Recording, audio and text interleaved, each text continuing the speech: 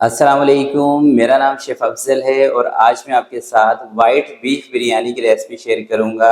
और दोस्तों, आप इसको मटन बीफ दोनों में से किसी में भी बना सकते हैं।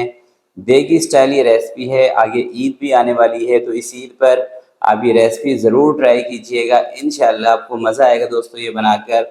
और दोस्तों, आपसे गुजारिश मैं एक ही करूँगा कि जब भी आप इस रेसिपी को ट्राई करें तो आपने इस वीडियो को फॉलो करते हुए बनाना है इसको, यानी कि जितने जितने मसाले जिस जिस स्टेज पर मैं आपको बताऊंगा उसी तरह से आपने इस्तेमाल करना है।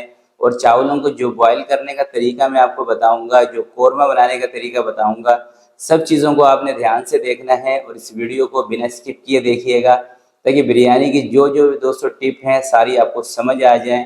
और इंशाल्लाह मुझे पूरा यकीन है कि जब भी आप इस रेसिपी को इस वीडियो के मुताबिक बनाएंगे तो आपकी बिरयानी बहुत ही ज़बरदस्त और शानदार बनेगी और आपके दिल से एंड में दुआएं निकलने वाली हैं ये रेसिपी बनाकर।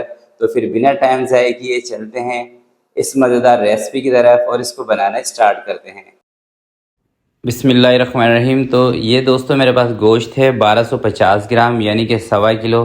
मैं ले रहा हूँ बीफ का गोश्त। आप मटन बीफ दोनों में से कोई सा भी लेके ये रेसिपी बना सकते हैं। 1 चम्मच इसके अंदर मैंने नमक का शामिल किया है और 1.5 गिलास इसके अंदर मैंने पानी का शामिल कर दिया है।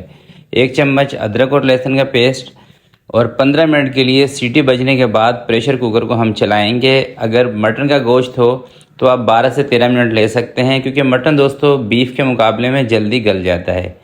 तो कुकर का ढक्कन लगाते हैं, उस पर सीटी रखते हैं और इसको मैं 15 मिनट के लिए सीटी बजने के बाद कुक करूँगा। तो दूसरी साइड पे दोस्तों चावलों को भिगो लेते हैं। चावल मैं ले रहा हूँ 3 गिलास बासमती चावल हैं, नॉर्मल चावल हैं, जो कि वेट में तकरीबन 3 गिलास से बनेंगे 1 किलो। तो सबसे पहले ना चावलों को आपने अच्छी तरीके से धो लेना होता है 2-3 पानी से। पहले इस तरह से हल्के हल्के हाथों से मसल लें इसको, ताकि देखें चावलों का जो स्टार्च होता है ना, ये जब निकल जाएगा तो चावलों की जो रंगत है ना, ये निखर आएगी। तो चावलों को दोस्तों मैंने धो लिया है। अब 1 घंटे के लिए इन चावलों को पानी के अंदर भिगो के रखना है। ठीक है, बासमती नॉर्मल चावल भी हों तो 1 घंटा इसको पानी में भिगो के रखा करें। तो ये देखें दोस्तों, 15 मिनट प्रेशर कुकर चलाने के बाद इसकी स्टीम निकालने के बाद अब ये गोश्त की जो कंडीशन है ये मैं आपको दिखा रहा हूँ। और देखें पानी भी ना इसके अंदर बिल्कुल थोड़ा सा रह गया है, तकरीबन 1 कप के करीब। तो इसको भी हम करते हैं साइड पर और अब फटाफट से इसका बनाते हैं कोरमा। गोश्त हमारा गल चुका है, गोश्त गल जाए तो बस इसका काम ख़त्म है। ठीक है, तो सबसे पहले दोस्तों 1 कप मैं ले रहा हूँ फ्राई प्याज का ऑयल। अच्छा, मैं जब भी बिरयानी बनाता हूँ तो जिस तेल के अंदर मैं प्याज फ्राई करता हूँ उसी तेल के अंदर बिरयानी बनाता हूँ। इससे दोस्तों बिरयानी बहुत ज़बरदस्त बनती है। तो 2 से 3 टुकड़े दालचीनी के इसके अंदर मैंने शामिल कर दिए हैं।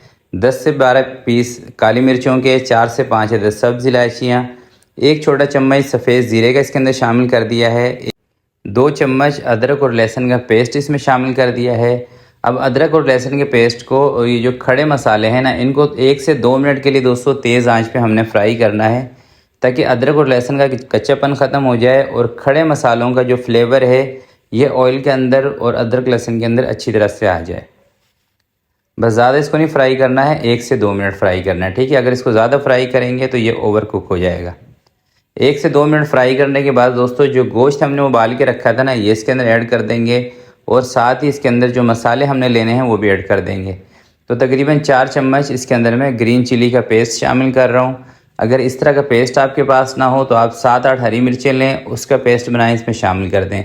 आलू बखारे इसमें मैंने शामिल किए हैं, धनिया पाउडर शामिल किया है, ज़ीरा पाउडर दोस्तों शामिल किया है और नमक इसके अंदर शामिल किया है, क्योंकि नमक हमने गोश्त के अंदर भी ऐड किया था। ठीक है, काली मिर्चों का पाउडर आधा चम्मच इसमें मैं शामिल कर रहा हूँ और ये है दोस्तों ज़ाफ़रानी केवड़ा वाटर। अच्छा, अगर आपके पास इस तरह का केवड़ा वाटर हो ना तो आपने 3 से 4 चम्मच लेने हैं। ठीक है, अगर आपके पास हो केवड़ा एसेंस तो फिर आपने इतनी बिरयानी के अंदर 3 से 4 ड्रॉप लेने हैं। ठीक है, ये दोस्तों वो बात है जो मैं अपनी हर वीडियो में आपको बताता हूँ। देखें, अगर आपने केवड़ा एसेंस केवड़ा वाटर की जगह डाल दिया ना, यानी कि केवड़ा एसेंस आपके पास हो और आपने 3-4 चम्मच डाल दिए इसके अंदर, तो फिर दोस्तों बिरयानी आपकी बिल्कुल ख़राब हो जाएगी, खाने के काबिल भी नहीं रहेगी। इसलिए ये वो बात है जो मैं हर वीडियो में बिरयानी की आपको बताता हूँ कि केवड़ा वाटर हो तो 3 से 4 चम्मच आपने लेने हैं, केवड़ा एसेंस अगर आपके पास हो तो 3 से 4 ड्रॉप लेने हैं, क्योंकि ये दोनों चीज़ें मिलती जुलती हैं और वो ख़ासकर वो मेरी बहनें जो कि फ़र्स्ट टाइम कुकिंग कर रही हैं या वो रेगुलर बिरयानी नहीं बनाती, उनसे ये मिस्टेक ना हो, इसलिए ये बात मैं हर वीडियो में आपको बताता हूँ। मुझे पता है बहुत सारे लोग ये बात मेरी सुन के बोर भी हो गए होंगे, मगर देखें अगर किसी की चीज़ ख़राब ना हो इसलिए मैं ये बात दोबारा से रिपीट कर देता हूँ। तो इन तमाम चीज़ों को 3 से 4 मिनट तेज़ आंच पे आपने भून लेना है। कोई कौरमा शौरमा इसका नहीं बनाना। 3 से 4 मिनट तेज़ आंच पे इसको भून लें और उसके बाद इसकी आंच को कम कर देंगे। और इसके अंदर दोस्तों अभी मैं शामिल करूँगा दही, क्योंकि इसको तकरीबन 3 से 4 मिनट मैंने भून लिया है। अब दही डालने के बाद भी कोई ज़्यादा देर तक इसकी बुनाई नहीं करनी, बस थोड़ा सा इसको मैं कर लेता हूँ मिक्स।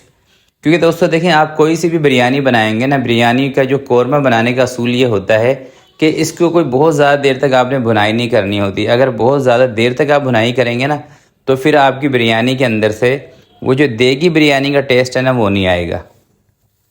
तो 2 अदद मैंने प्याज फ्राई की थी शुरू में ही, मीडियम साइज़ की, वो इसके अंदर मैंने शामिल कर दी है। बोटियाँ देखें मैंने साइड पे लगा दी हैं, ठीक है। और आधे चम्मच से कम चाइनीज़ नमक इसके अंदर मैंने शामिल कर दिया है।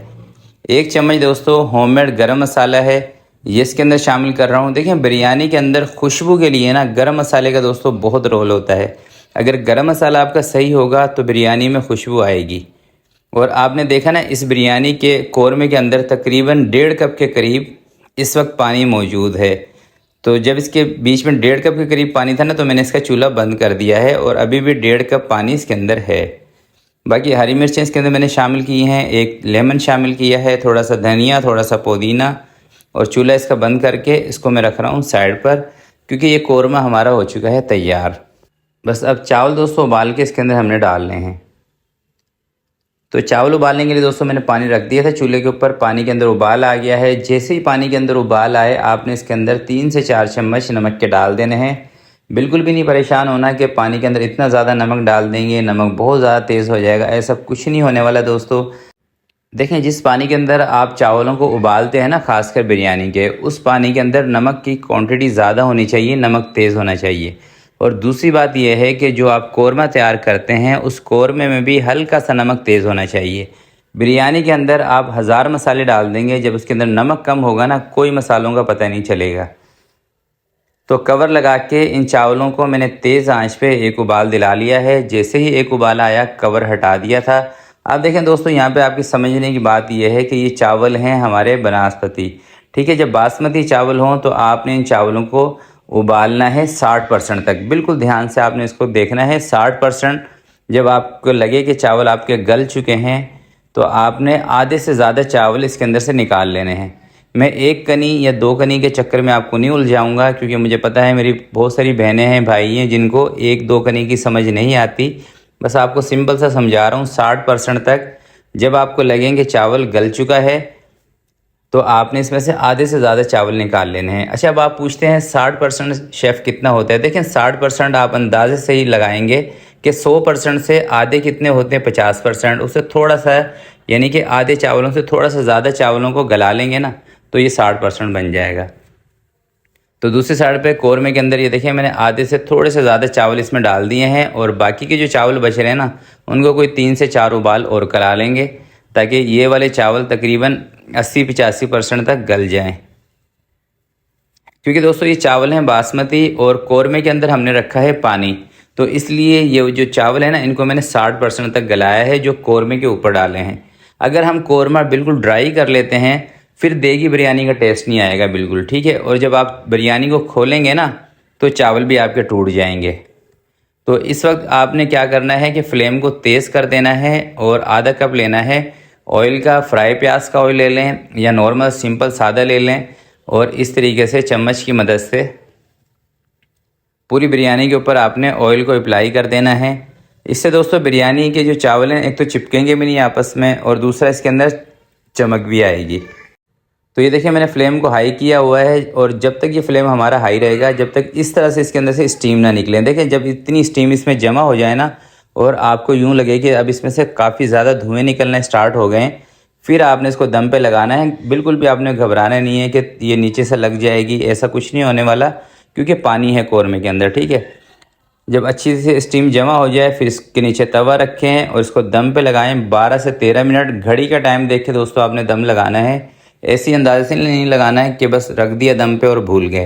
तो मैं इसको छोड़ रहा हूँ 12 से 13 मिनट के लिए, फिर आपसे मिलता हूँ। चलें दोस्तों, फिक्स 12 मिनट के बाद मैं इसके कवर को हटा रहा हूँ और अब आपको दिखाता हूँ बिरयानी खोल के। यकीन करें, खुशबू इतनी ज़बरदस्त इसके अंदर से आ रही है ना, मैं आपको बयान नहीं कर सकता। और दोस्तों, जब आप इस रेसिपी को इसी तरह से फॉलो करते हुए बनाएंगे ना, मुझे यकीन है कि आपकी ये वाइट बिरयानी इतनी मज़ेदार, इतनी खुशबूदार बनेगी कि आपके दिल से बस दुआएं निकलेंगी, इतना मुझे पता है। और दोस्तों, आपसे गुजारिश मैं यही करूँगा कि इन्हीं मसालों के हिसाब से आपने बनाना है और इसी तरीके से इसको बनाना है। और कौरमे के अंदर पानी आपने लाजमी छोड़ना है, जैसे मैंने आपको बताया था ना, इसी तरीके से। तो इंशाल्लाह ये बिरयानी आपकी इतनी मज़ेदार बनने वाली है कि आपका दिल खुश होने वाला है। तो आज की वीडियो के लिए इतना ही। आपसे मिलते हैं किसी नेक्स्ट वीडियो में। तब तक के लिए मुझे दीजिएगा इजाज़त। अपना बहुत सारा ख्याल रखिएगा, अपने वालिदैन का ख्याल रखिएगा। अल्लाह हाफिज़।